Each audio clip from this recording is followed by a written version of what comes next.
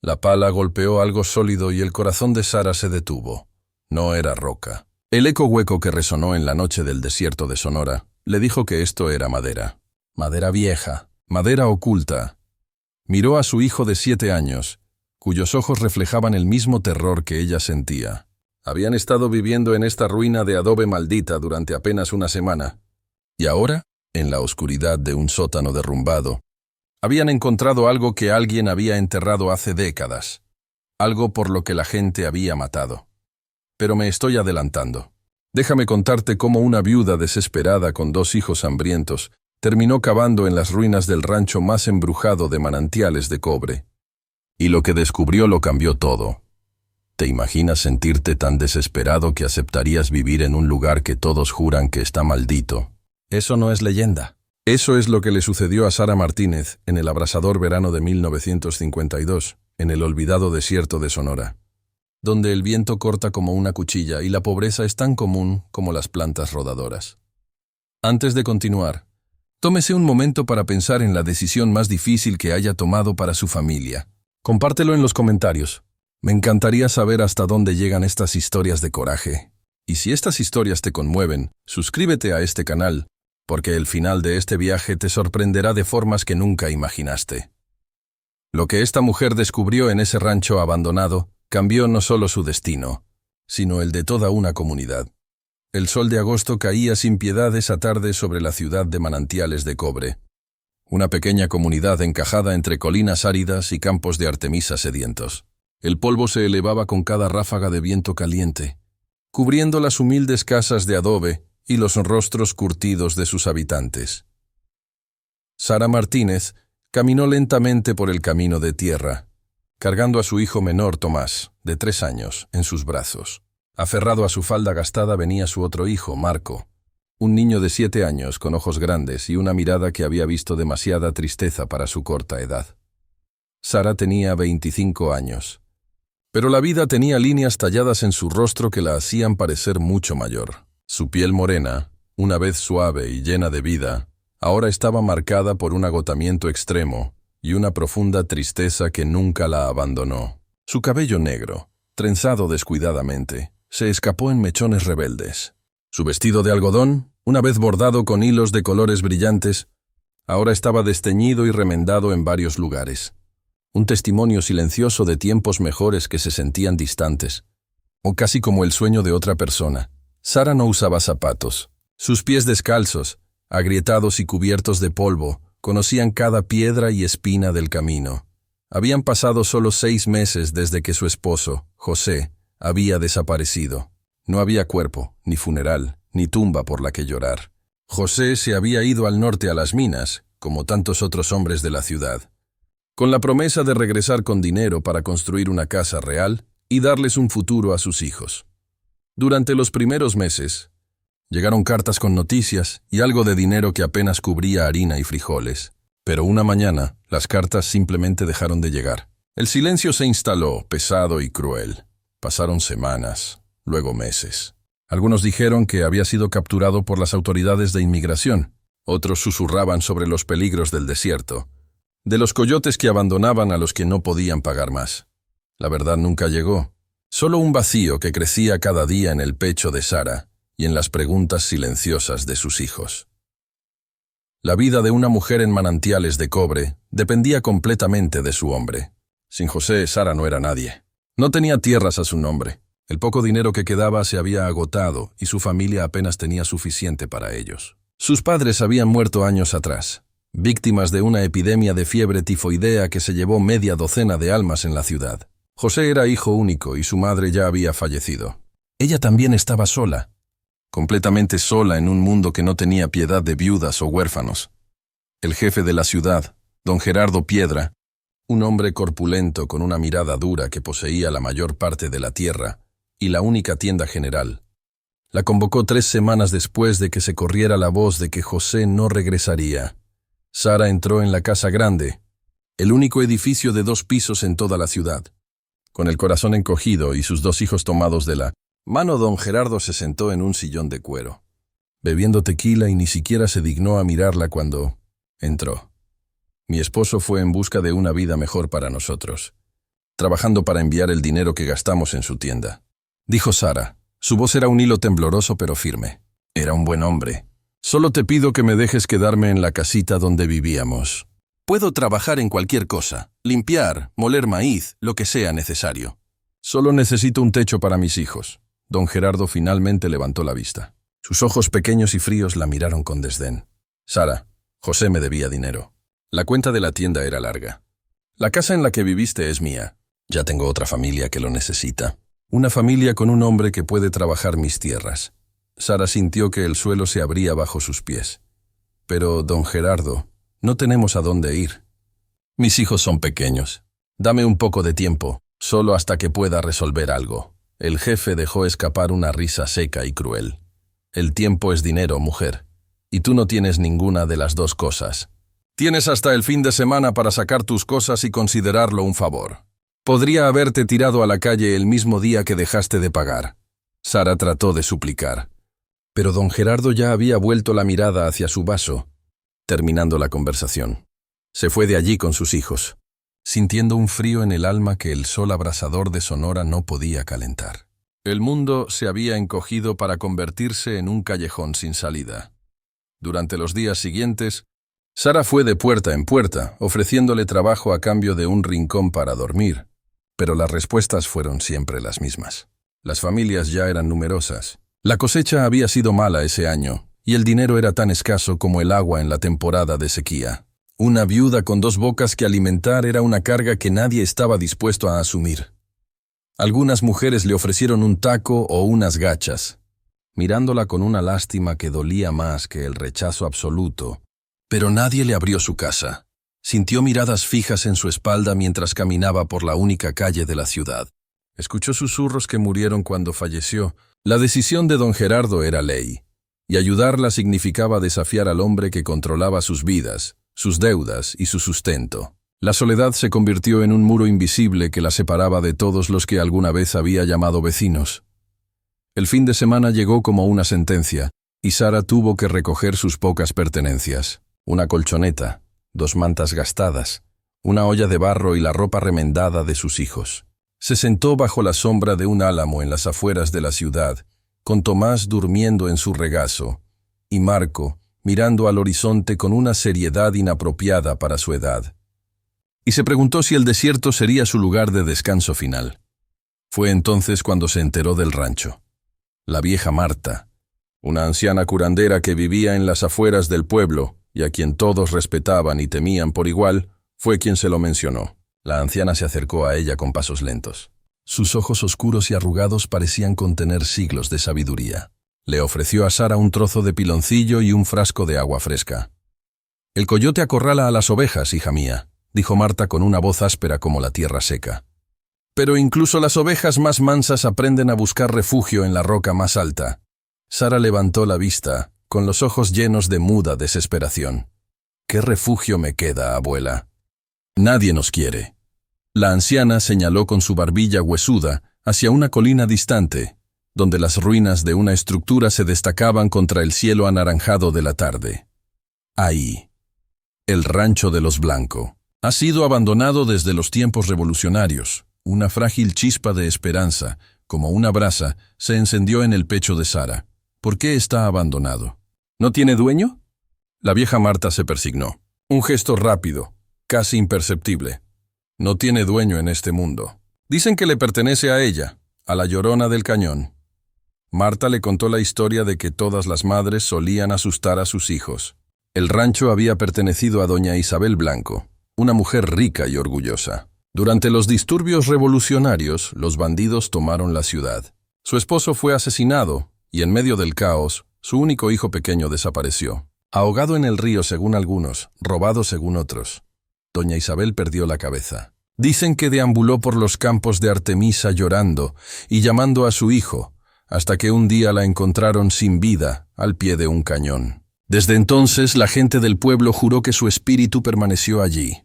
Un lamento helado que se escucha en las noches ventosas. Un presagio de desgracia para cualquiera que se atreviera a profanar su dolor y su hogar. Nadie ha vivido allí en más de 40 años, concluyó la anciana. Dicen que el lugar trae mala suerte, que enferma a los niños y seca los cultivos. Sara tragó saliva. El miedo le puso la piel de gallina a pesar del calor, pero luego miró a sus hijos. A Marco temblando a su lado y a Tomás durmiendo ajeno a todo. ¿Qué era el fantasma de una mujer triste comparado con el fantasma real del hambre y la exposición? Un techo era un techo, incluso si estaba habitado por el dolor de un alma atormentada. No necesitaba escuchar más. Esa misma tarde, con sus escasas pertenencias a la espalda y sus 2 hijos como única escolta, Sara emprendió el camino hacia el Cerro de los Blanco. El sendero era apenas visible, una pista devorada por matorrales y nopalgas que se extendían como brazos espinosos a cada lado. El sol comenzó a descender, tiñendo el cielo con colores violentos y proyectando sombras alargadas que parecían moverse con vidas propias. El viento soplaba con un murmullo lúgubre, como si las voces de la leyenda que Marta había contado se materializaran en el aire. Marco apretó la mano de su madre con más fuerza. «Mamá, tengo miedo», susurró el niño, con los ojos fijos en la silueta decrépita del rancho que crecía ante ellos. Sara se agachó y lo miró a los ojos, forzando una sonrisa que no sintió. «No tengas miedo, mi amor. Es solo una casa vieja. Lo desempolvaremos y eliminaremos la tristeza, y será nuestro hogar. Un rey y su príncipe en un castillo, ¿no crees?». No creía en sus propias palabras, pero el coraje a veces es solo un disfraz que usa una madre para proteger a sus cachorros. El rancho era más grande y ruinoso de lo que parecía desde lejos. Las paredes de adobe estaban agrietadas y desmoronadas, y el techo del edificio principal se había derrumbado, dejando vigas de madera expuestas al cielo como las costillas de un animal muerto. Un arco de piedra, que alguna vez debió haber sido una entrada majestuosa, ahora servía como marco para un patio invadido por hierba seca y agaves silvestres que crecían sin control. Sus hojas afiladas apuntaban en todas direcciones como lanzas. Sara se detuvo frente a la estructura y sintió un escalofrío recorrer su columna vertebral, una sensación de profunda melancolía que parecía emanar de las mismas paredes. El aire era pesado, cargado con el olor a tierra húmeda y flores marchitas. Era como si el dolor de doña Isabel hubiera permanecido incrustado en cada ladrillo de adobe. En cada teja rota, empujó con el hombro contra una pesada puerta de madera que colgaba de una sola bisagra oxidada. El crujido que produjo fue un lamento largo y agudo que resonó en el silencio de la noche. El interior estaba en sombras. El olor a moho y excrementos de murciélago era sofocante. El piso era de tejas rotas, cubierto por una gruesa capa de polvo, hojas secas y escombros caídos del techo.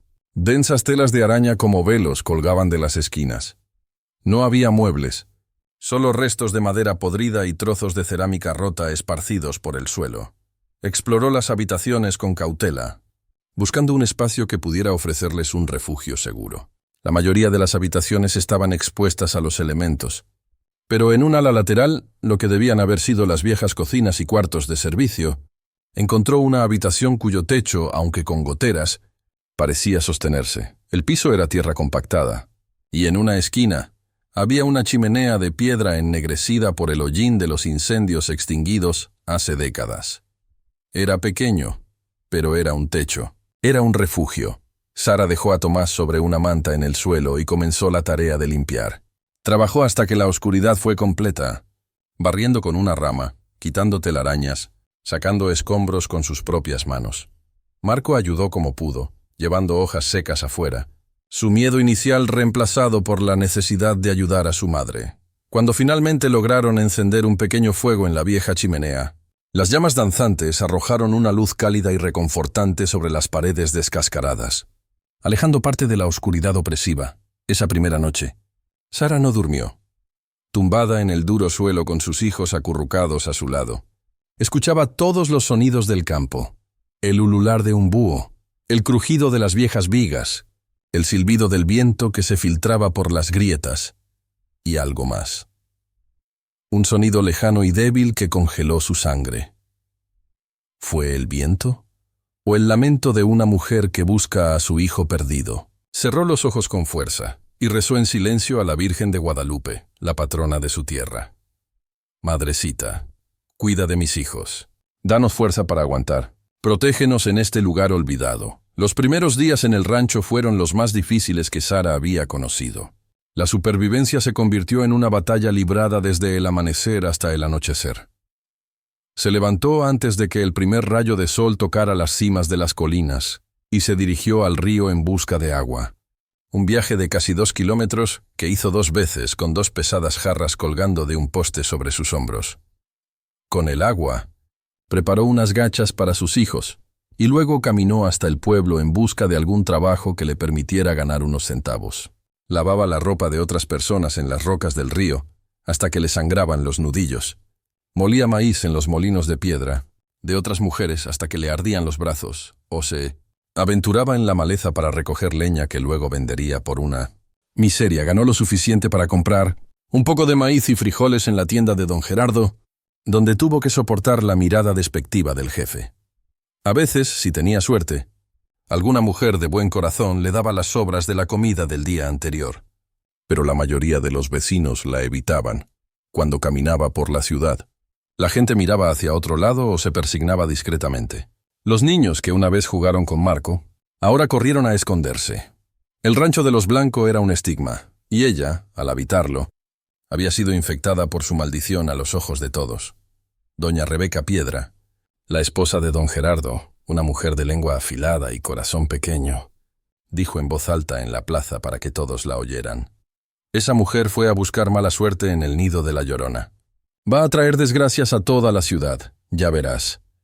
Sara aprendió a construir una armadura alrededor de su corazón. Fingió no escuchar palabras que eran como piedras que le arrojaron. Endureció su rostro para no mostrar el dolor que le causaba el desprecio. No tenía otra opción. Era el rancho o nada. Una tarde, después de casi un mes viviendo en las ruinas, mientras intentaba reparar parte del techo de su habitación con tallos de agave y barro, escuchó a Marco gritar desde el patio. Corrió asustada, pensando en una serpiente o un escorpión. Lo encontró cerca de los viejos corrales, con los ojos muy abiertos, apuntando al suelo. «Mamá, mira, el suelo suena hueco aquí». Sara, aunque cansada, prestó atención. Pisoteó el suelo donde su hijo le indicó. De hecho, el sonido era diferente.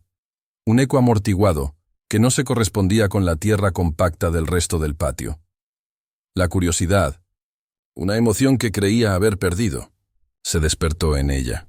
Con la ayuda de un trozo de madera afilado, comenzó a cavar. La tierra estaba suelta, como si hubiera sido removida hace mucho tiempo. Apenas había cavado unos 30 centímetros cuando la madera golpeó algo sólido. No era roca. El sonido era madera contra madera. Su corazón comenzó a latir con fuerza. Se arrodilló y con las manos empujó frenéticamente la tierra. Lo que encontró fue una vieja trampilla de madera casi destruida por la humedad, con un anillo de hierro oxidado. Marco la miró. Sus ojos infantiles brillaban de emoción. «¿Qué pasa, mamá? ¿El tesoro de un revolucionario?» Sara no respondió. Un miedo ancestral mezclado con una extraña expectativa. Con gran esfuerzo, tiró del anillo. La madera podrida cedió con un crujido y la trampilla se desintegró, revelando una abertura oscura y un tramo de escalones de piedra que desaparecían en las entrañas de la tierra. Un aliento frío y húmedo con olor a tierra antigua y secretos guardados se elevó de la oscuridad, envolviéndola y haciéndola temblar. No sabía lo que había allí abajo, pero una fuerza inexplicable la impulsó a descubrirlo. Era como si el lugar mismo, después de ponerla a prueba, finalmente hubiera decidido revelar su secreto más profundo. «Quédate aquí con tu hermano pequeño y no te muevas», le dijo a Marco con una seriedad que el niño entendió al instante. El sol casi se había puesto y la oscuridad dentro del agujero era absoluta. Sara regresó a su humilde habitación.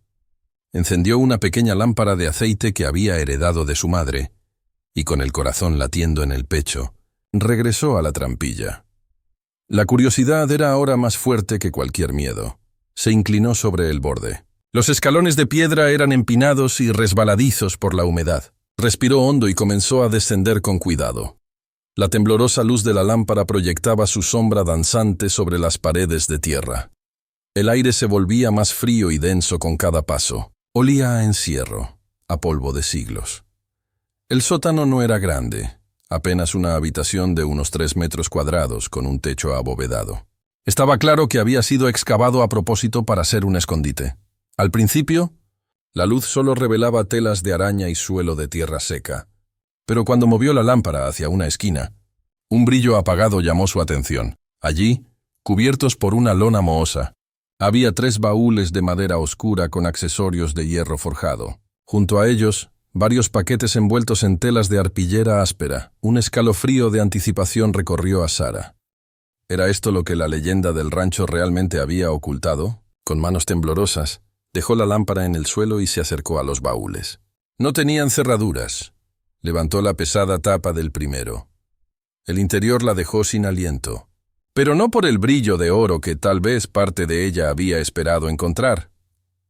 El baúl estaba forrado con terciopelo descolorido y contenía objetos de extraña y antigua belleza. Máscaras de jade con expresiones severas, collares de conchas y piedras semipreciosas, vasijas de barro policromado con dibujos de dioses y animales míticos, extrañas figuras de obsidiana que brillaban con fuego oscuro bajo la luz de la lámpara.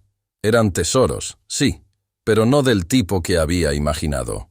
Eran tesoros de la tierra, de los antepasados, de un tiempo anterior a los españoles, antes de los ranchos, antes de los lamentos de las mujeres perdidas. Sintió como si hubiera tropezado con el corazón dormido de su propia gente. Abrió el segundo baúl y encontró más objetos. Peines de hueso tallados, sellos de cerámica y, cuidadosamente doblados, varios manuscritos hechos de piel de ciervo y papel de corteza, cubiertos con dibujos y símbolos que no entendía, pero que reconoció como la escritura de los antiguos. Eran códices, como los que la maestra le había mostrado en un libro una vez. Finalmente, en el tercer baúl, encima de más piezas de cerámica, encontró un solo objeto envuelto en tela de lino, un diario con cubiertas de cuero, su papel amarillento cubierto con una caligrafía elegante y apretada. Lo abrió con cuidado. La primera página decía «Diario de Alejandro Blanco, etnógrafo y pecador, año de nuestro Señor, 1913. Era el marido de doña Isabel».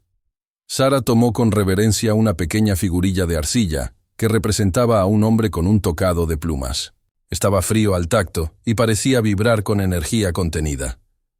No sabía cuánto valía esto en dinero, pero en ese momento, sentada en la oscuridad del sótano, rodeada de los vestigios silenciosos de un mundo perdido, sintió el peso de la historia en sus manos. No había encontrado el botín de un revolucionario ni el oro de un terrateniente. Había encontrado algo mucho más profundo y peligroso. El alma robada de sus antepasados. Permaneció allí, inmóvil mientras la llama de la lámpara parpadeaba, sin saber que este descubrimiento, lejos de ser su salvación, estaba a punto de convertirse en su mayor prueba. Salió del sótano con el diario en las manos. Sintiendo su peso como si estuviera hecho de plomo, puso a sus hijos en la cama. Ya se habían quedado dormidos. En el suelo junto al fuego, moribundo, y se sentó lo más cerca posible de la lámpara de aceite. Volvió a abrir el diario y con la punta del dedo siguió las elegantes y apretadas líneas de tinta. La historia que Alejandro contaba en esas páginas amarillentas la atrapó y le heló la sangre. No era solo un terrateniente. Era un hombre obsesionado con la historia, un voraz coleccionista de antigüedades, como él las llamaba. El diario describía con escalofriante precisión cómo había pasado años estudiando mapas antiguos y sobornando a ancianos de comunidades cercanas para encontrar la ubicación de una tumba zapoteca que las leyendas locales describieron como sagrada e intocable. Finalmente lo encontró, escondido en una cueva en lo profundo de las montañas. Con un grupo de hombres contratados en la capital, profanó el lugar sagrado, llevándose todo lo que encontraron. Describió el acto no como un saqueo, sino como un rescate científico, salvando a los pedazos de la ignorancia y la superstición de los indios. El orgullo y el desprecio goteaban de cada palabra. Unas páginas más tarde, la narración comenzó a oscurecerse. Alejandro relató un enfrentamiento con el anciano guardián del lugar, un chamán que, al descubrir el sacrilegio, se paró ante él sin armas, con los ojos llenos de dolor y furia ancestrales. Con voz grave, el anciano pronunció una advertencia que Alejandro transcribió en su diario con una mezcla de burla y nerviosismo apenas disimulado. El jade y la arcilla que robas no guardan ninguna riqueza, sino el espíritu de los antepasados. Has despertado la codicia, y esa será la serpiente que muerda a tus hijos. La tierra no olvida. La sangre que llora de estas tumbas encontrará eco en tu propia casa. Alejandro lo descartó como el delirio de un salvaje, pero las entradas posteriores del diario se volvieron cada vez más inquietas y paranoicas. Escribió sobre disputas con sus hombres que querían vender las piezas al mejor postor extranjero. Habló de las sombras que veía en los bordes del rancho por la noche, la sensación constante de ser observado, la certeza de que sus antiguos cómplices estaban conspirando para robar su descubrimiento. La alegría inicial de la posesión se había transformado en el miedo febril a la pérdida.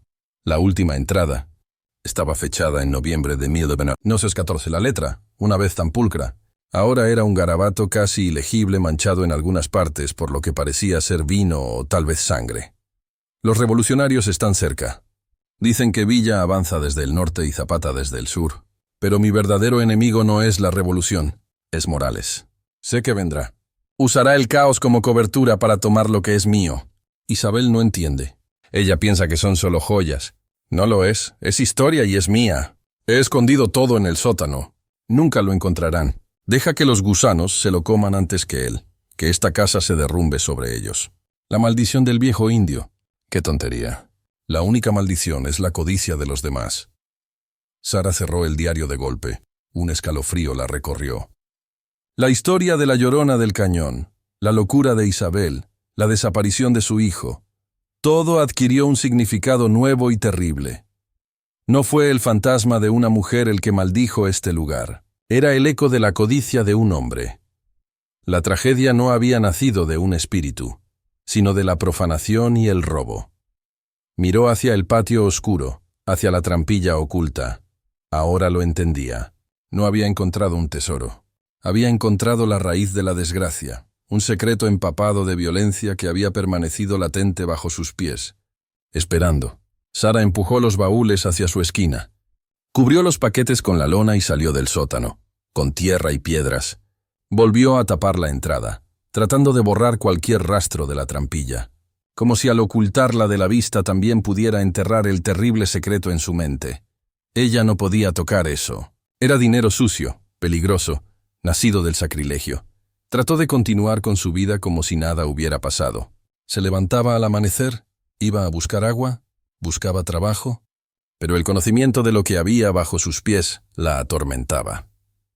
Cada vez que encendía el fuego, imaginaba las máscaras de jade observándola desde la oscuridad.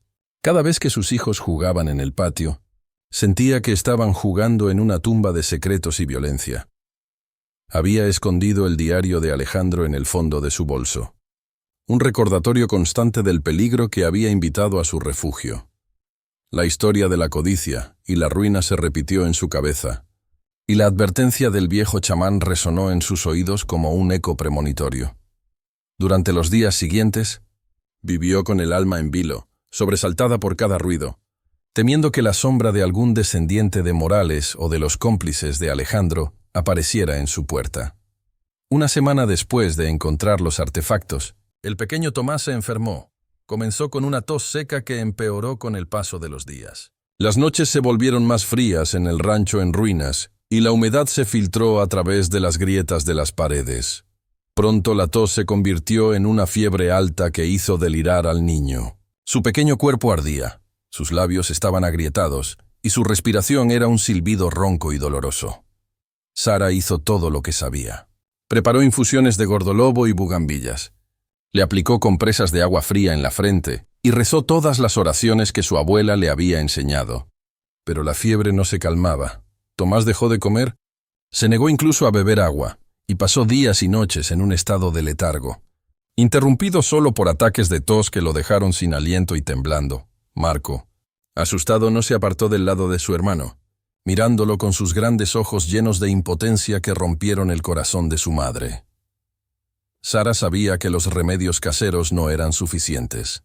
Tomás necesitaba un médico, medicamentos que solo se podían conseguir en la farmacia de la gran ciudad a un día de viaje. Y eso costó dinero. Más dinero del que había visto juntos en toda su vida. Al amanecer del tercer día, El niño tuvo una convulsión. Sara entró en pánico. Lo sostuvo en sus brazos, sintiendo que su pequeño cuerpo temblaba violentamente. Sus ojos se ponían en blanco y un hilo de espuma aparecía en sus labios. «Mi hijo se está muriendo», pensó con una claridad aterradora. «Mi hijo va a morir y no puedo hacer nada porque soy pobre». Fue en ese instante de absoluta desesperación. Con el llanto asustado de Marco de fondo y el cuerpo de Tomás convulsionando en sus brazos, que Sara tomó una decisión. En su mente, vio las figuras de jade y las vasijas de arcilla. Vio la advertencia del chamán. La codicia será la serpiente que muerde a tus hijos. ¿Fue codicia querer salvar su vida? ¿O fue la verdadera maldición dejarlo morir de miedo? El dilema la destrozó por dentro. Pero cuando miró el rostro pálido y sudoroso de su hijo, la respuesta fue instantánea y visceral. Al diablo con maldiciones y fantasmas de muertos. No había espíritu, leyenda o miedo más grande que una madre a punto de perder a su hijo. Con feroz determinación, acostó a Tomás, le pidió a Marco que lo observara y corrió hacia el patio, hacia el lugar donde la tierra guardaba su secreto prohibido. Con la fuerza nacida de la desesperación, Sara cavó en la tierra con sus propias manos hasta que le sangraron las uñas. Descubrió la entrada. Descendió al sótano sin siquiera pensar en la lámpara y buscó a tientas en la oscuridad el primer baúl. Sus dedos rozaron el jade frío y agarró la primera pieza que encontró. Una pequeña máscara no más grande que la palma de su mano, pero pesada y con una expresión extrañamente serena. No se detuvo a mirar nada más. Trepó, volvió a tapar el agujero y envolvió la máscara en un trozo de tela, escondiéndola en lo profundo de su bolso. Corrió con Tomás en brazos a la choza de la vieja Marta. La anciana la recibió en silencio, viendo la fiebre en los ojos del niño y la determinación febril en los de la madre. «Míralo por mí, abuela, por lo que sea que aprecies.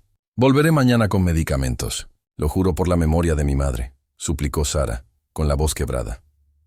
La vieja Marta asintió, sus ojos oscuros llenos de triste sabiduría, y tomó al niño en sus brazos. No hizo preguntas, pero Sara sintió que la anciana sabía, o al menos intuía, que estaba a punto de cruzar una frontera peligrosa. Dejó a Marco con ella, lo besó en la frente y, sin mirar atrás, comenzó a caminar por el sendero que conducía a la gran ciudad, a la ciudad de Hermosillo. Caminó durante horas bajo el sol despiadado, y cuando cayó la noche, siguió caminando bajo la luz de la luna. El miedo y la adrenalina eran el único combustible que la mantenía en pie. Cada paso era una oración por la vida de su hijo. La máscara de jade en su bolso parecía pesar 1 tonelada, un secreto frío contra su espalda. Llegó a la ciudad al amanecer, exhausta, cubierta de polvo y desorientada por el ruido de los primeros camiones y el bullicio de la gente. Nunca había estado en un lugar tan grande. Se sentía pequeña e invisible. Durante horas, deambuló por las calles sin atreverse a entrar en las elegantes tiendas del centro. Finalmente, en un callejón apartado, vio una pequeña tienda con un letrero que decía «Antigüedades y curiosidades». El lugar tenía un aire polvoriento y reservado que le dio valor para entrar. Un hombre mayor con anteojos pequeños y ojos tan astutos. Como un ave de rapiña la recibió desde detrás de un mostrador repleto de objetos. Sara, con voz temblorosa, desenvolvió la máscara de jade y la colocó sobre el mostrador. Los ojos del hombre se abrieron de par en par por un instante. Un destello de pura codicia que controló de inmediato, adoptando una expresión de interés aburrido. El anticuario tomó la pieza, la examinó con una lupa y la pesó en su mano. Su corazón latía con fuerza. Sabía que tenía ante sí una auténtica joya zapoteca, una pieza de museo que valía una fortuna en el mercado negro. «¿De dónde sacaste esto, niña?», se preguntó con una voz falsamente amable. «Era de mi abuela», mintió Sara, repitiendo la única historia que había podido inventar. Ella lo guardó como un tesoro. El hombre soltó una risita. «Bueno, tu abuela tenía buen gusto, pero esto no es mucho. Es una buena imitación, quizás. Te daré 200 pesos por ello y me arriesgo». Sara no sabía nada sobre dinero o arte. 200 pesos parecían una fortuna, más que suficiente para el médico y las medicinas.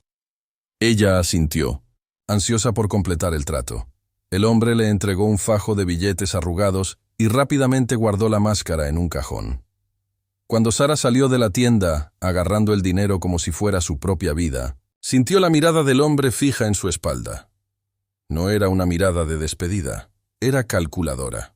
La mirada de un cazador que acababa de encontrar un rastro fresco y prometedor. Había salvado a su hijo, pero sentía en lo profundo de su ser que acababa de vender su paz por un puñado de billetes. Con el dinero en su bolso, Sara no perdió ni un segundo. Corrió al único consultorio médico que encontró. Un hombre serio que la escuchaba con impaciencia. Ella compró las inyecciones de penicilina y las botellas de jarabe que él le recetó, gastando casi todo el dinero. Sin descansar comenzó el viaje de regreso. Un viaje impulsado por una mezcla de esperanza y pánico. El sol salía y se ponía de nuevo. Y ella seguía caminando. Sus pies ampollados protestaban a cada paso. Su mente fija en la imagen de su hijo. Llegó a la choza de la vieja Marta hasta bien entrada la noche, al borde del colapso. El chico estaba pálido. Su respiración apenas era un susurro. La vieja Marta le había estado poniendo paños fríos y dándole sorbos de té, manteniéndolo vivo por pura voluntad. Sin decir una palabra, Sara preparó la primera inyección. Sus manos temblaban tanto que apenas podía sostener la jeringa. Con la ayuda de la anciana, le administró la medicina a su hijo dormido y luego comenzó la larga vigilia. Durante 2 días y 2 noches, ella no lo dejó, administrando el tratamiento con precisión religiosa, rezando en silencio, apenas comiendo o durmiendo. En el tercer amanecer, ocurrió el milagro. La fiebre había desaparecido. La respiración de Tomás ya no era un estertor de muerte, sino un murmullo pacífico. Abrió los ojos y, en lugar de la mirada vidriosa de la enfermedad, Sara vio la chispa de la vida, débil pero inconfundible. «Mamá», susurró el niño. Sara se derrumbó sobre él, no con el peso del cuerpo, sino con el peso de su alma, y lloró. Lloró con un alivio tan profundo que casi le dolía. Su apuesta desesperada había funcionado. Su hijo viviría. Una semana después, Tomás estaba corriendo de nuevo. Todavía delgado, pero lleno de energía. Sara sintió una inmensa gratitud hacia la vieja Marta y una paz que no había experimentado en mucho tiempo. La maldición se sentía distante. Una historia tonta leída en un libro viejo. Pero las noticias de la milagrosa recuperación del niño, y especialmente el dinero que lo hizo posible, se extendieron por la ciudad como el polen en el viento. Nadie creyó la historia de la herencia de la abuela. Las miradas de lástima se convirtieron en miradas sospechosas y envidiosas. ¿De dónde había sacado el dinero la miserable viuda que vivía en el rancho encantado? Los rumores llegaron a oídos de don Gerardo, y sus ojos codiciosos brillaron con renovado interés. ¿Había encontrado la mujer el tesoro escondido de un revolucionario? La idea se alojó en su mente, y no lo dejaría en paz. La tranquilidad de Sara duró poco. Comenzó a sentir miradas sobre ella nuevamente. Pero esta vez eran diferentes, más calculadoras, más peligrosas. Sintió una amenaza latente en el aire. Una tensión que no sabía de dónde venía, pero que le puso la piel de gallina. 3 días después de regresar al rancho con sus hijos ahora recuperados, mientras recogía leña cerca de las ruinas, escuchó el sonido de los caballos. No era común que nadie se acercara allí. Su corazón dio un vuelco. Miró con cautela entre los arbustos y vio a 2 hombres a caballo detenidos frente a la entrada principal del rancho. No eran de la ciudad. Vestían ropa de ciudad, botas polvorientas y sombreros que ensombrecían sus rostros. Uno de ellos, un hombre bajo y fornido con una cicatriz en la mejilla, desmontó. El otro, más alto y delgado, permaneció montado, observando las ruinas con una mirada depredadora. Sara se congeló. El terror la dejó sin aliento. Sabía con absoluta certeza por qué estaban allí. Fueron la consecuencia de su viaje a la ciudad. La respuesta a la pregunta codiciosa del anticuario. «Mujer», gritó el de la cicatriz, su voz resonando en el silencio. «Sabemos que estás allí.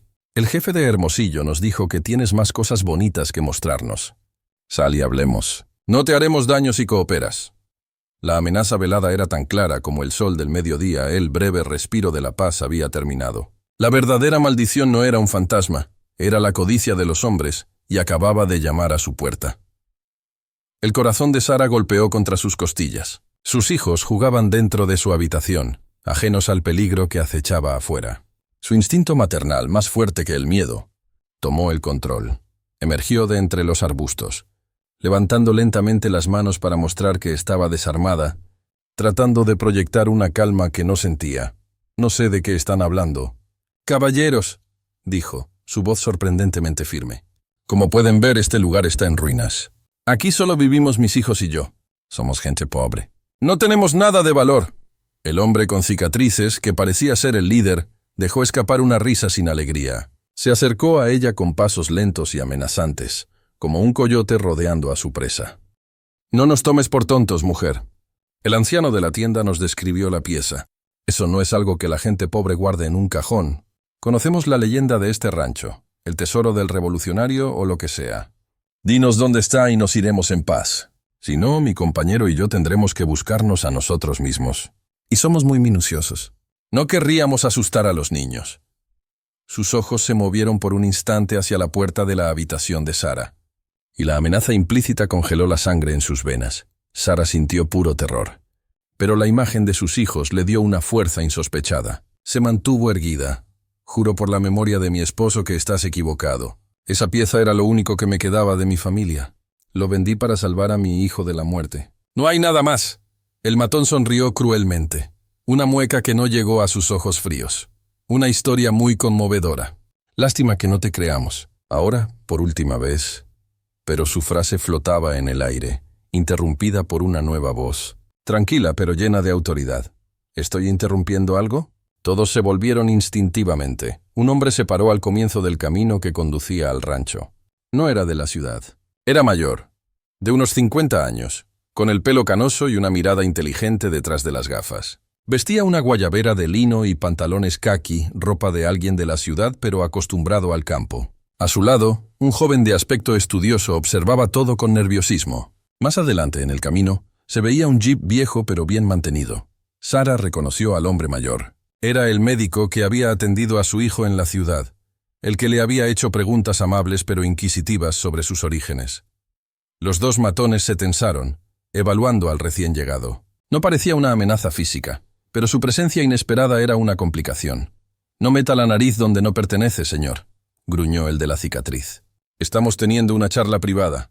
Médico ignoró al matón y fijó su mirada en Sara. Vio el pánico en sus ojos y la forma en que se colocó de manera protectora entre los hombres y la puerta de su habitación. «¿Está bien, señora? Mi nombre es Dr. Arturo Moreno». Luego se dirigió a los hombres de nuevo, su tono ahora más formal y agudo. «Verás, resulta que tu chat privado me interesa mucho. El anticuario al que esta señora le vendió la pieza es un viejo conocido nuestro, un conocido traficante de arte con el que el Instituto Nacional de Antropología e Historia tiene una cuenta pendiente. Trabajo para el instituto». Sacó una billetera y mostró credenciales. «Entonces, si estás aquí buscando más antigüedades, me temo que ahora es un asunto oficial». La mención del instituto lo cambió todo. Los dos hombres intercambiaron miradas nerviosas. Intimidar a una viuda indefensa en ruinas abandonadas era una cosa. Confrontar a un funcionario del gobierno era otra muy distinta. El hombre con cicatrices escupió en el suelo enojado. «Esto no ha terminado», siseó entre dientes dirigiéndose a Sara. Montaron en sus caballos y se alejaron al galope, levantando una nube de polvo. El peligro inmediato había pasado, pero Sara sabía que era solo una tregua. Ahora estaba atrapada entre dos fuegos, la codicia de los criminales y el interés oficial del gobierno. Cuando el sonido de los cascos se desvaneció en la distancia, las piernas de Sara finalmente cedieron y se dejó caer al suelo, temblando incontrolablemente. Sus hijos corrieron hacia ella y la abrazaron, llorando asustados. Se aferró a ellos, escondiendo su rostro en su cabello, tratando de evitar que vieran el terror que sentía. El doctor Moreno esperó pacientemente a que se calmara, luego se acercó lentamente, manteniendo una distancia respetuosa. «Señora, lamento haberla asustado. Mi nombre es Arturo Moreno, y este es mi asistente, Ricardo». «No tienes nada que temer de nosotros». Sara levantó la vista con los ojos llenos de desconfianza. «¿Por qué debería creerte? Todos los que se han acercado a mí en los últimos meses han querido algo». «¿Qué quieres? ¿También estás aquí por el tesoro?», y preguntó con voz ronca. El médico se quitó el sombrero en señal de respeto. «Sí y no. No estoy aquí para quitarte nada. Señora Martínez, la pieza que vendió en Hermosillo no es solo una antigüedad, Es una pieza de valor histórico incalculable. Los expertos creen que puede ser la clave para localizar un sitio arqueológico zapoteca que se cree perdido. Mi trabajo es proteger el patrimonio de México, proteger la historia de su pueblo, de sus antepasados. Sara escuchó en silencio, sin bajar la guardia. La historia de su abuela se había desmoronado. Se sentía desnuda, expuesta. «No sé de qué estás hablando», insistió, aunque su voz carecía de convicción. «Era solo una baratija familiar». El médico suspiró. Su mirada era compasiva. «Por favor, no me mientas. No estoy aquí para juzgarte o denunciarte. Hiciste lo que cualquier madre habría hecho para salvar a su hijo. Entiendo y respeto eso. Pero debes entender la situación en la que te encuentras ahora». El anticuario, cuyo nombre es Vicente Negrón, es uno de los traficantes de arte más despiadados del país. Los hombres que viste no son simples matones, son su gente. No se detendrán ante nada para conseguir lo que buscan. Regresarán y no estarán solos, añadió bajando la voz. Además, los rumores en la ciudad ya deben haber llegado a oídos de don Gerardo. Pronto tendrás buitres locales y lobos de la ciudad peleando por el botín, y tú y tus hijos estarán en el medio. Cada palabra del médico era una verdad que Sara ya sentía en sus huesos. Estaba atrapada. El secreto que la había salvado era ahora la jaula que la aprisionaba. Al ver la desesperación en su rostro, el doctor Moreno hizo su propuesta. No era una orden, sino una oferta. Un salvavidas en medio de la tormenta. Tengo una solución, pero necesito que confíes en mí. No quiero los artefactos para mí. Pertenecen a la nación, a la historia. Ayúdame a recuperarlos y protegerlos. A cambio, te doy mi palabra de que el Instituto Nacional cuidará de ti y de tu familia. Te conseguiremos una casa segura, lejos de aquí si lo deseas. O si prefieres quedarte, podemos ayudarte a convertir este lugar en lo que debería ser. Un pequeño museo comunitario, un centro para proteger la memoria de tu gente. Tú serías su guardiana, recibirías un salario. Tus hijos irían a la escuela, ya no tendrías que temer a hombres como Negrón o don Gerardo. Dejarías de ser la viuda que vive en ruinas malditas y te convertirías en la protectora del legado de tu pueblo. Sara se quedó sin palabras. La oferta era tan grande, tan inesperada, que parecía un sueño. Miró el rostro serio y honesto del médico. Luego a sus hijos, que la miraban con ojos expectantes. Miró la tierra agrietada bajo sus pies, la misma tierra que guardaba tanto el tesoro como la maldición. Tenía que tomar una decisión que no solo cambiaría su vida, sino el significado mismo de su descubrimiento.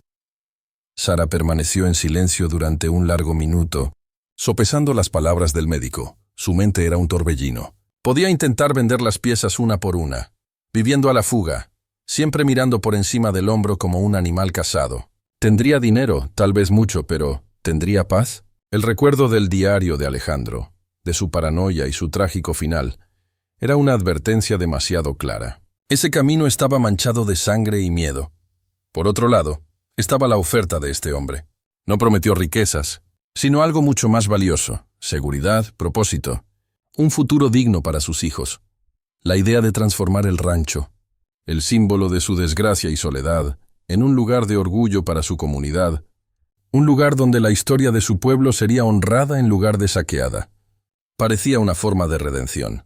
Era una forma de romper la verdadera maldición, la maldición de la codicia, y transformarla en una bendición. Miró a Marco, quien la miró con sus ojos serios, y tomó una decisión. No por miedo a los matones, sino por la esperanza de un futuro diferente para él. Se puso de pie. Se quitó el polvo de la falda y miró al doctor Moreno a los ojos. «Está bien», dijo con una voz clara y decidida que la sorprendió incluso a ella misma. «Confío en ti. Ven, te lo mostraré». Sin más palabras, los llevó al lugar en el patio. Con la ayuda de Ricardo, quitaron las piedras y la tierra que cubrían la trampilla. Encendió su lámpara de aceite y fue la primera en descender, sintiendo esta vez no el miedo de un profanador, sino la solemnidad de un guardián. El doctor Moreno y Ricardo la siguieron hasta el sótano. Cuando sus linternas iluminaron los baúles y los bultos, ambos estaban sin aliento. El doctor se arrodilló ante el primer baúl abierto con la reverencia de quien entra en un lugar sagrado. Ricardo dejó escapar un susurro. «Dios mío». Con guantes de algodón que sacó de su maletín, el médico levantó uno de los recipientes policromados. «Nunca he visto nada igual. murmuró su voz llena de emoción puramente científica. La calidad de la cerámica, los pigmentos y estos códices. Creíamos que todos los de esta región se habían perdido. Señora Martínez, ¿sabe lo que ha encontrado aquí? No es un tesoro, es un milagro. Es un capítulo perdido de la historia de México. Mientras examinaban las piezas, la validación en sus rostros y palabras le confirmó a Sara que había tomado la decisión correcta. No sentía arrepentimiento por la riqueza que nunca tendría, sino un orgullo creciente por ser la guardiana de algo tan importante. Pero el momento de asombro fue breve. El doctor Moreno se puso de pie, su rostro ahora serio y lleno de urgencia. No tenemos tiempo. Esos hombres le informarán a Negrón que han encontrado el lugar, y es solo cuestión de tiempo antes de que don Gerardo haga su movimiento. No podemos arriesgarnos a que llegue la luz del día. Tenemos que sacar todo de aquí esta noche. Ricardo lo miró preocupado. ¿Solo nosotros, doctor? Es demasiado, y llamaremos la atención. No podemos pedir ayuda a la policía local. Podrían estar en el bolsillo de don Gerardo, respondió el médico, pensando rápidamente. Tenemos que hacerlo nosotros mismos. Ricardo, ve al jeep y trae todas las cajas y material de embalaje que tenemos. Señora Martínez, necesitaremos su ayuda. Tendremos que trabajar toda la noche en silencio y oscuridad. Nuestro único aliado es la noche. Al amanecer todo esto debe haber desaparecido de aquí. Y tú también. El plan era arriesgado, casi suicida. Pero era el único que tenían. En la quietud del sótano, rodeados de testigos silenciosos de un pasado magnífico, el pequeño grupo de aliados improvisados comenzó a prepararse para la noche más larga y peligrosa de sus vidas. La noche cayó sobre manantiales de cobre como una manta oscura y gruesa, trayendo consigo un silencio que esta vez no era pacífico sino tenso, cargado de amenazas invisibles. Tan pronto como la última luz del crepúsculo se desvaneció, comenzaron a trabajar. Ricardo trajo del jeep varias cajas de madera, rollos de algodón y tela para empacar. Con la mínima luz de 2 lámparas de aceite de baja llama, el sótano se convirtió en el escenario de una operación clandestina y febril. El doctor Moreno, con la precisión de un cirujano, les enseñó cómo manejar cada objeto. Envolvieron cada vasija, cada máscara de jade, cada delicado códice con infinito cuidado, como si estuvieran arropando a niños dormidos. El silencio era su regla de oro, roto solo por susurros y el sonido amortiguado de objetos colocados en cajas. Sara, que al principio se sintió torpe e intimidada por la importancia de la tarea, pronto demostró un instinto natural. Sus manos, acostumbradas al trabajo duro, se movían con delicadeza y confianza que sorprendieron al médico. Había una conexión ancestral entre ella y estas piezas.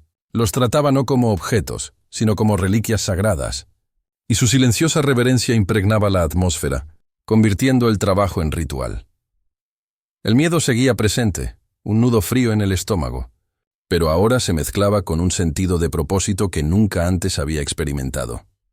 A mitad de la noche, un sonido los paralizó a todos, el ladrido distante de un perro, seguido por el eco de los cascos de los caballos en el camino que conduce a la ciudad. Apagaron las lámparas con un suspiro, sumergiéndose en una oscuridad total y sofocante. Sara contuvo la respiración. Su oído, agudizado por años de vivir en el campo, podía sentir a sus hijos, a quienes había acostado en un rincón del sótano para mantenerlos a salvo, moviéndose inquietos. El sonido de los caballos pareció detenerse cerca de la base de la colina. Esperaron, inmóviles durante lo que pareció una eternidad, escuchando los latidos de sus propios corazones. Entonces los cascos reanudaron su marcha, alejándose. Probablemente eran los hombres de don Gerardo haciendo reconocimiento, olfateando el rastro del rumor. La amenaza era real y se acercaba. Debemos darnos prisa, susurró el doctor Moreno cuando se atrevieron a encender una de las lámparas de nuevo. La breve interrupción había servido para inyectarles una nueva dosis de urgencia. No solo estaban salvando la historia, sino que estaban corriendo una carrera contra la codicia, y el tiempo se estaba acabando. Mientras los hombres terminaban de empacar las últimas piezas, Sara preparó a sus hijos. Despertó a Marcos suavemente y le explicó en susurros que iban a emprender un viaje secreto, una gran aventura nocturna, y que su trabajo era ser el guardián silencioso de su hermano pequeño, el niño. Entendiendo la gravedad del momento por el tono de su madre, asintió sin hacer preguntas. Reunió sus pocas pertenencias en un solo bulto. Las mantas, la olla, el diario de Alejandro. Era todo su mundo. Y cabía en un pequeño paquete. El doctor Moreno se acercó a ella en las sombras. El plan es salir de aquí en menos de 1 hora. Conduciremos toda la noche por caminos rurales para evitar la carretera principal. Al amanecer estaremos cerca de la Ciudad de México, y desde allí es más seguro. Tengo un apartamento seguro esperándote. Nadie te encontrará. Estarás a salvo, te lo prometo. Sara asintió. Su rostro era una máscara de agotamiento y determinación. Miró por última vez la habitación que había sido su refugio. Las paredes desnudas que la habían protegido en su peor momento, y luego miró el sótano ahora vacío, el lugar donde la maldición y la bendición habían salido a la luz. El vuelo estaba a punto de comenzar. La transferencia de cajas fue la parte más agonizante de la operación. Cada caja de madera llena de arcilla y el peso de la piedra parecía pesar 1 tonelada. Tuvieron que subir y bajar varias veces los resbaladizos escalones del sótano, cruzar el patio en ruinas y descender por el camino cubierto de maleza hasta el jeep, que Ricardo había acercado lo más posible sin encender los faros. La oscuridad era casi total, con la luna oculta detrás de un denso manto de nubes. Se movían como fantasmas, tropezando con raíces y piedras sueltas, comunicándose solo con gestos y susurros ahogados. El sudor empapaba su ropa y el esfuerzo físico era agotador, pero el miedo era un motor que les impedía sentir fatiga. Sara cargó a Tomás durmiendo, firmemente atado a su espalda con un rebozo, mientras con la otra mano sostenía la de Marco, que caminaba a su lado con silencioso coraje. En cada viaje de regreso al rancho, ella misma llevaba algunas de las bolsas de tela con piezas más ligeras, negándose a ser una espectadora pasiva. Era su historia, su lucha, y su fuerza parecía multiplicarse con cada paso que la alejaba de su antigua vida. Estaba dejando atrás la miseria y el desprecio, y ese pensamiento aligeraba la carga. Estaban cargando la última y más pesada caja en la parte trasera del jeep cuando el desastre casi los atrapa. 2 luces brillantes aparecieron de repente en la carretera principal que salía de la ciudad, avanzando lentamente en su dirección. «Agáchate», siseó el doctor Moreno. Se arrojaron detrás del vehículo, arrastrando a los niños con ellos y cubriéndolos con sus cuerpos. El corazón de Sara se detuvo. Las luces pertenecían a un camión viejo y ruidoso que reconoció al instante. Era la camioneta de don Gerardo. El vehículo disminuyó la velocidad en el cruce con el camino del rancho, deteniéndose a menos de 50 metros de ellos. Los rayos de los faros barrieron la maleza, pasando a centímetros de su escondite. Sara presionó a sus hijos contra el suelo, rezando para que Tomás no se despertara y llorara. Podía ver las siluetas de 3 hombres en el taxi. Uno de ellos, el propio don Gerardo, señaló con el brazo hacia la colina, hacia el rancho. Por un momento que se sintió eterno, Sara estuvo segura de que se darían la vuelta y subirían por el camino. Estaban acabados. Podía escuchar sus voces apagadas discutiendo. Entonces, para su inmenso alivio, el conductor pareció negar con la cabeza.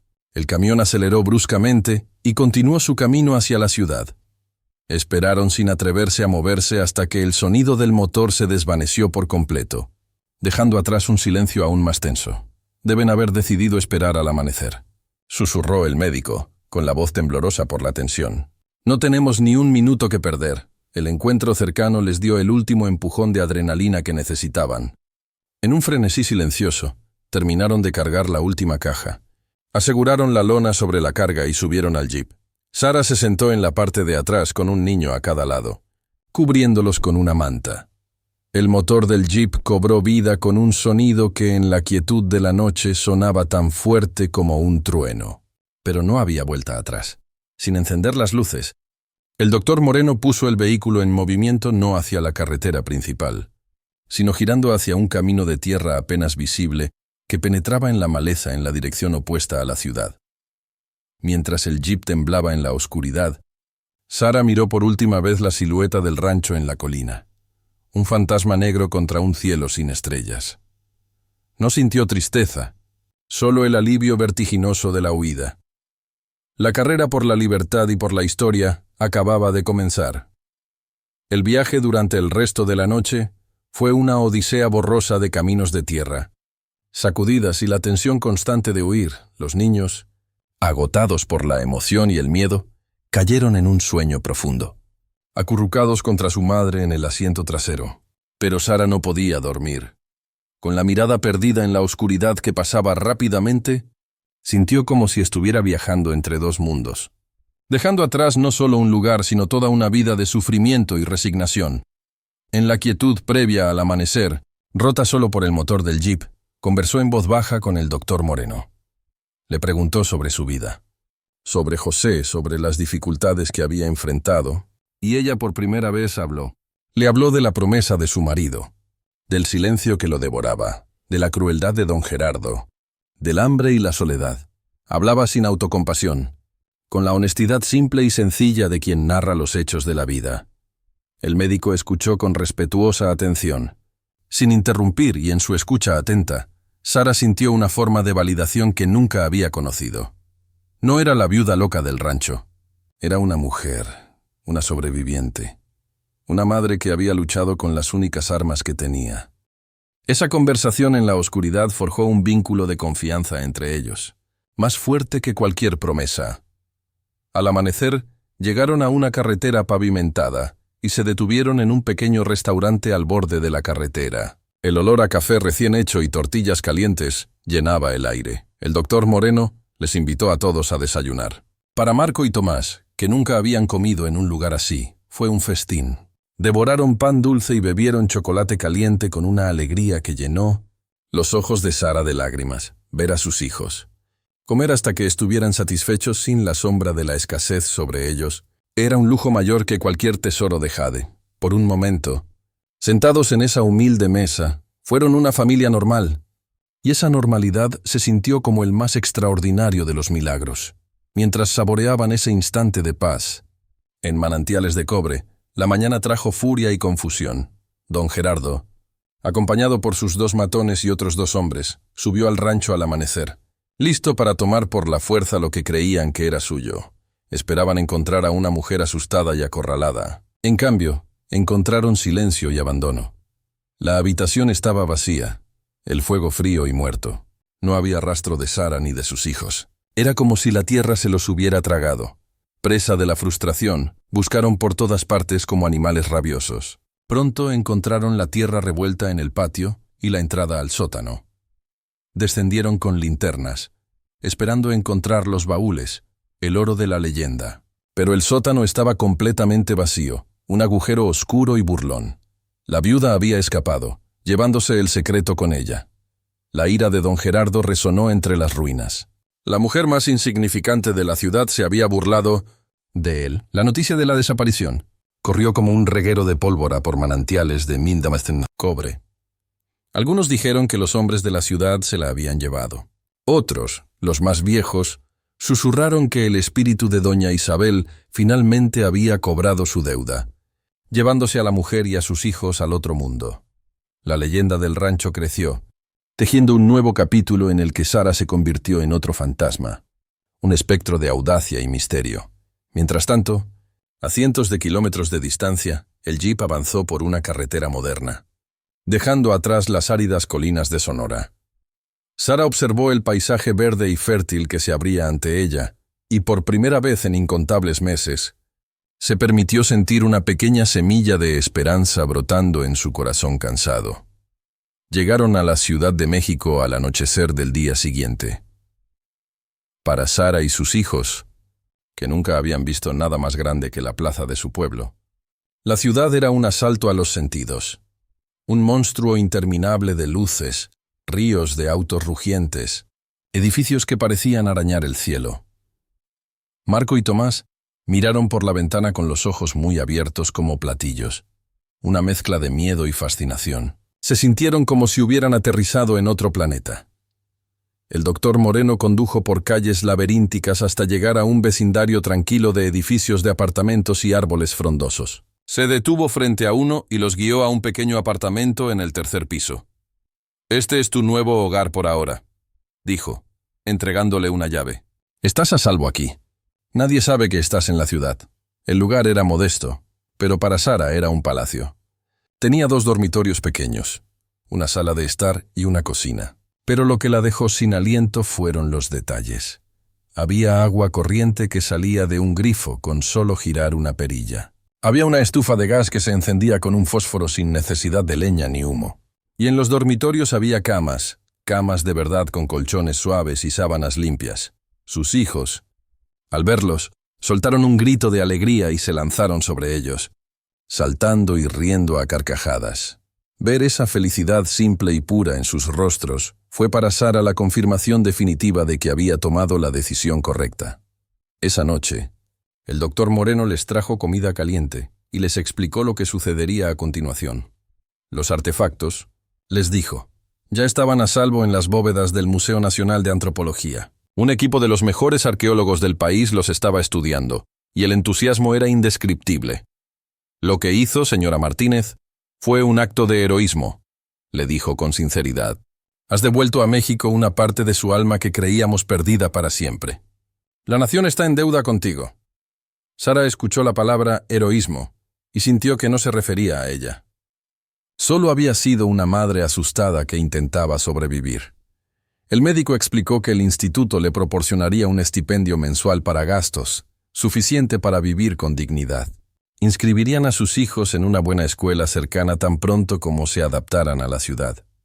Su única tarea por ahora era descansar, adaptarse y, cuando estuviera lista, ayudar a los expertos a reconstruir la historia del descubrimiento. Su identidad se mantendría en el más estricto secreto para protegerla de cualquier posible represalia de Negrón o de la gente de su ciudad. Le aseguró que la promesa de convertir el rancho en un museo aún estaba en pie, pero que tomaría tiempo y una planificación cuidadosa.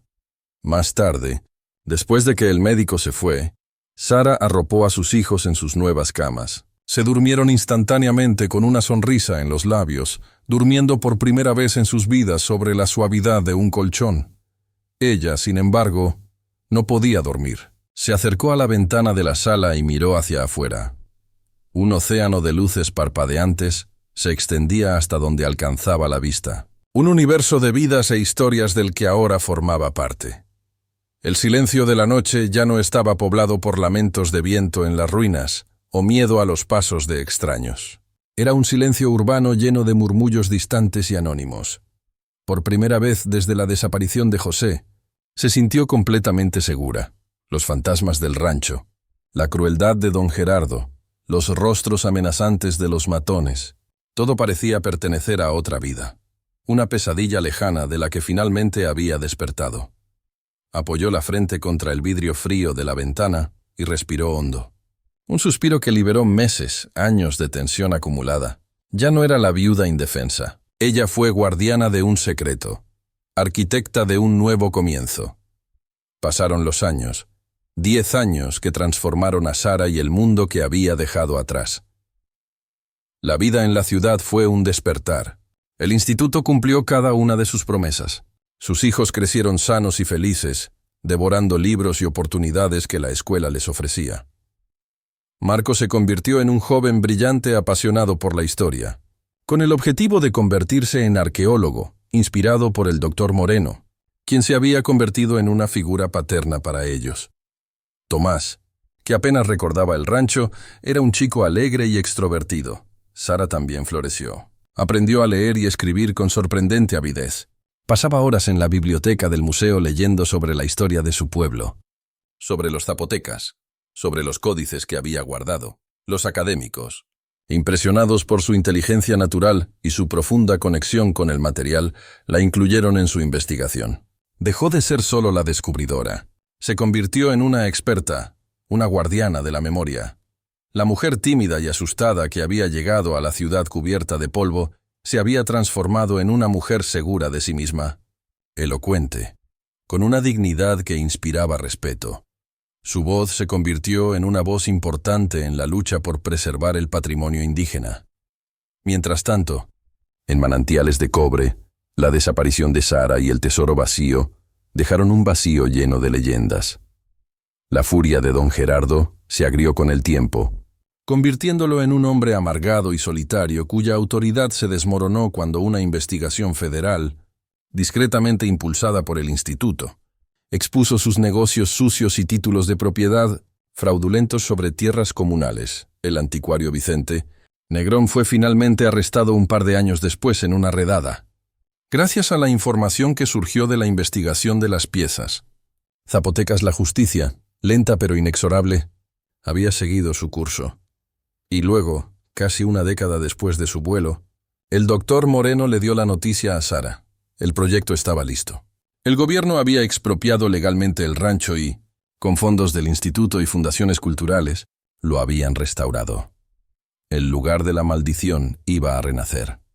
El día de la inauguración. Sara regresó a Manantiales de Cobre, pero no regresó como la viuda paria. Regresó como directora fundadora del Centro Comunitario Cultural de Manantiales de Cobre. El rancho estaba irreconocible. Las paredes de adobe habían sido reforzadas. Los techos reconstruidos con tejas rojas y el patio, una vez ahogado por la maleza, ahora era un jardín floreciente, donde había ruinas y desolación. Ahora se encontraba un pequeño y hermoso museo. En sus salas protegidas por vitrinas se exhibían réplicas exactas de los códices y máscaras más importantes, junto con muchas de las piezas de cerámica originales que habían regresado a casa.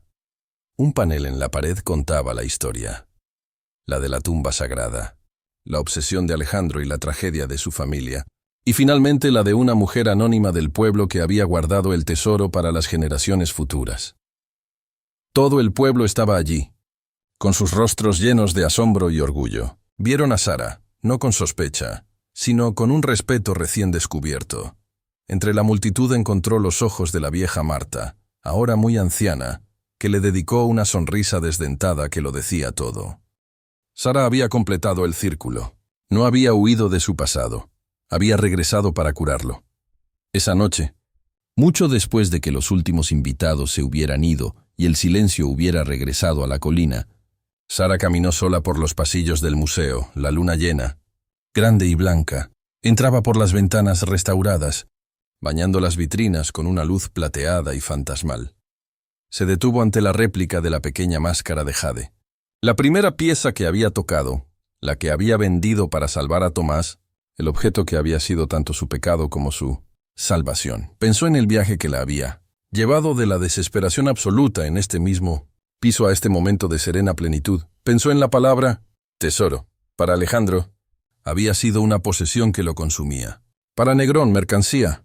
Para don Gerardo, una oportunidad de poder. Todos ellos habían sido destruidos de una forma u otra por su relación con él. La maldición del chamán finalmente se había cumplido para ellos. ¿Y para ella? Para ella había sido una prueba, una pregunta que el destino le había susurrado en la oscuridad del sótano. El doctor Moreno, que se había quedado a pasar la noche en una de las habitaciones de huéspedes del rancho, entró en el pasillo y se paró a su lado. Siguiendo su mirada, un largo viaje, ¿no?, dijo en voz baja. Sara asintió sin apartar los ojos de la máscara. Estaba pensando en la maldición, respondió, su voz apenas un murmullo. El diario de Alejandro estaba lleno de su miedo a la maldición del viejo chamán, pero creo que nunca lo entendió. El chamán no maldijo los objetos. Sabía que la arcilla y el jade no tienen maldad. La maldición no estaba en el tesoro, estaba en la codicia de quien lo miraba. Las piezas eran solo un espejo. En ellos, Alejandro vio reflejada su arrogancia y eso lo destruyó. Negrón vio su propia avaricia y eso lo llevó a la cárcel. Don Gerardo vio su tiranía y eso lo dejó solo e impotente. Hizo una pausa y una pequeña sonrisa apareció en sus labios. Yo también me miré en ese espejo y al principio solo vi mi miedo y desesperación, pero también vi la oportunidad de elegir. Se volvió para mirar al médico. Sus ojos brillaban con tranquila sabiduría en las sombras. Creo que ahí es donde se rompen las verdaderas maldiciones, doctor. No en lo que la vida te pone delante, sino en la elección que haces. Elegí a mis hijos. Elegí la confianza sobre el miedo. Elegí devolver a mi pueblo lo que le pertenecía. Y al hacerlo, la maldición se convirtió en una bendición. El doctor Moreno la miró, conmovido por la profundidad de sus palabras. Tiene toda la razón, doña Sara, dijo con sincero respeto. No solo salvaste estos tesoros, nos has enseñado a todos el verdadero significado de la riqueza. Sara volvió a mirar por la ventana. Allí abajo, las luces de Manantiales de Cobre parpadeaban. Su ciudad ya no era un lugar olvidado, marcado por la pobreza y la superstición. Ahora tenía un corazón, un ancla en su propia historia, una fuente de orgullo que brillaba desde la colina.